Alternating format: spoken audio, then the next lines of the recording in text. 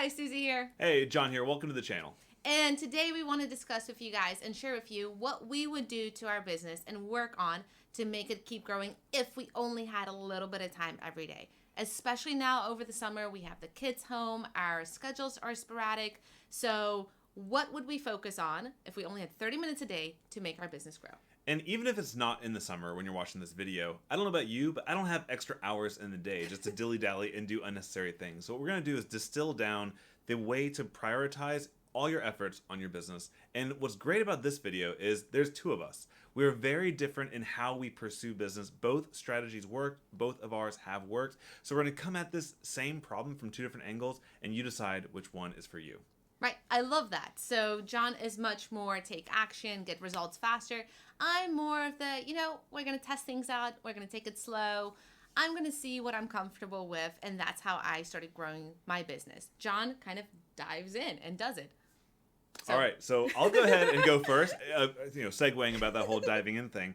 So my thought process is the business needs to be simplified. What is your business? Now, a business in general has an offer that is presenting to a marketplace and it's converting them into customers and fulfilling on that offer, okay? So the first thing I would do, if I'm short on time, is I would look at my blog, my business, my YouTube channel, whatever your thing is, and ask yourself, what is your offer?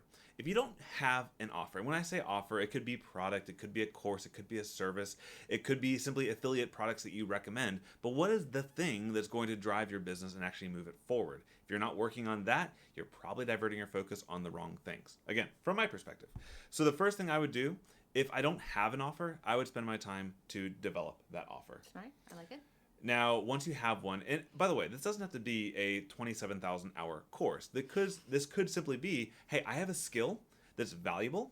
Let me offer that and have people, fill out a contact form to, speak with me and see if we should work together, if I can help them do their thing. If you're just getting started, blogging is a fantastic business model. It takes a little bit to ramp up. So if you can convert that slow growth with higher ticket services, you have a business ready to bloom. Smart. Step 2. Design a simple funnel. Okay, so you have an offer, you have a product. How do people find this offer? How do they, go from not knowing you, not liking you, not trusting you at all, to then signing up to be your client, your customer, your student, whatever it is for you?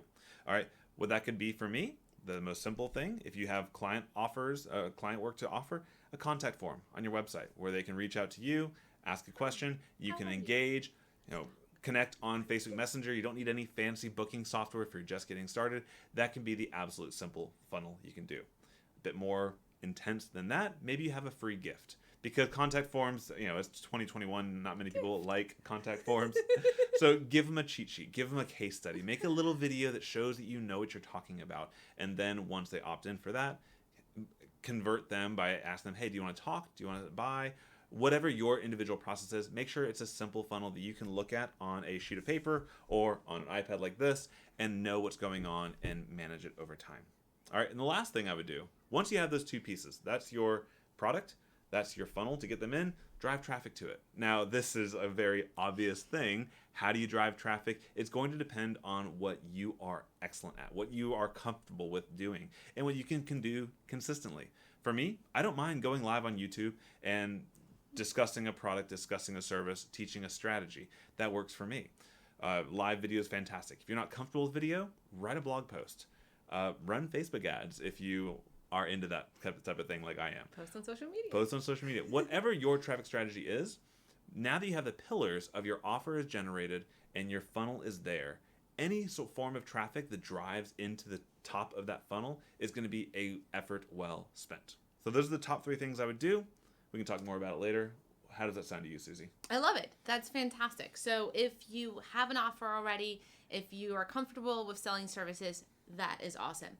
Me, I'm a little bit of the opposite. I like slower things. I like to grow slow. I am way more into blogging.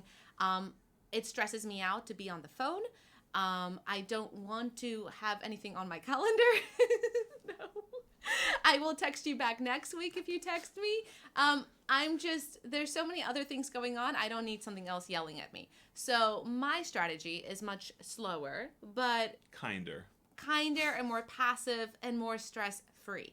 So what I would suggest if you're just starting out and maybe you don't have an offer yet, maybe you don't have a service yet, I would design that beautiful freebie, right? That gift that John talked about, a checklist, a small ebook, a one video that you can, that's already pre-recorded that you can send people to, maybe just a cool planner.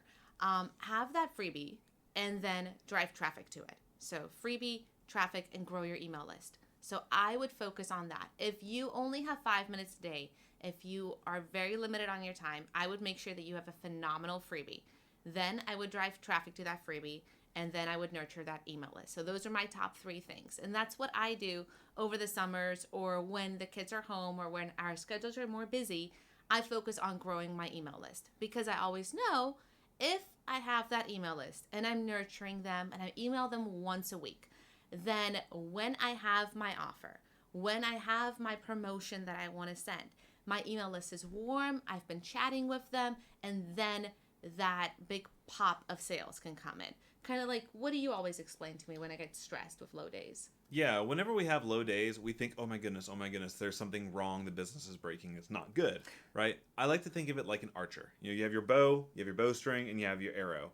Well, if you never pull that bowstring back, the arrow's not going to go very far when it finally shoots, right? So whenever I think of a low day, or if we're doing those kind of Really into this, yeah. Okay. Thank you for the interpretive dancing. Whenever I see a low day, or I see we're putting the effort in, but the money is not coming out, I think of that as just a day where we're pulling back the bowstring a little bit further. That's potential energy. You're doing efforts in the right direction, but you haven't let go yet. So you're still pulling it back. So Susie's talking about that audience first method. I'm talking a bit more of a product first method. And what's great about Susie's method is that over time, you're building up a whole bunch of potential energy of getting the audience, learning what they want, and being able to launch it to them. With mine, it's a bit more of, offer, customer, done. Yeah. So the 2 strategies, both are totally awesome. Yeah, and they really work. It just depends on what works for your personality. Also, when you find something, make sure that you can stay consistent with it. There's so many different ways of building this beautiful digital freedom business online.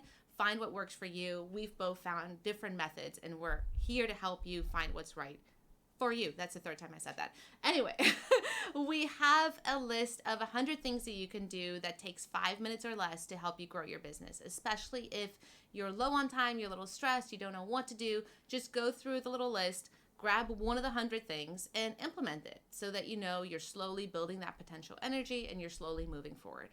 The one warning I will give on that, we kind of talked about this a lot of different ways. There's so many different ways of driving traffic. So many different things you can do in 5 minutes. I would urge you, don't try to do all 100. Yes. Don't try to get all different forms of traffic.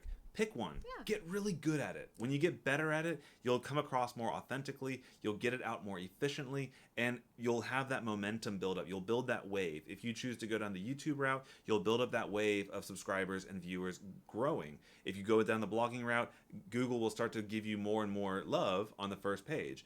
But if you try to spread yourself too thin, or try to do too many little tasks in different directions, you might get stuck on the starting block on all of them, and we don't want that for you. Totally agree. So where should they go to get that freebie? All right, the link will be in the description below. Just click on it. It's free. You'll get it in a second, and it's all yours. So thank you, guys. Thanks for watching the video. We're happy here to help you. Susie and John and Susie.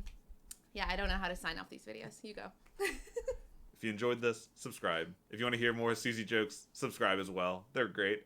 See you guys in the next one.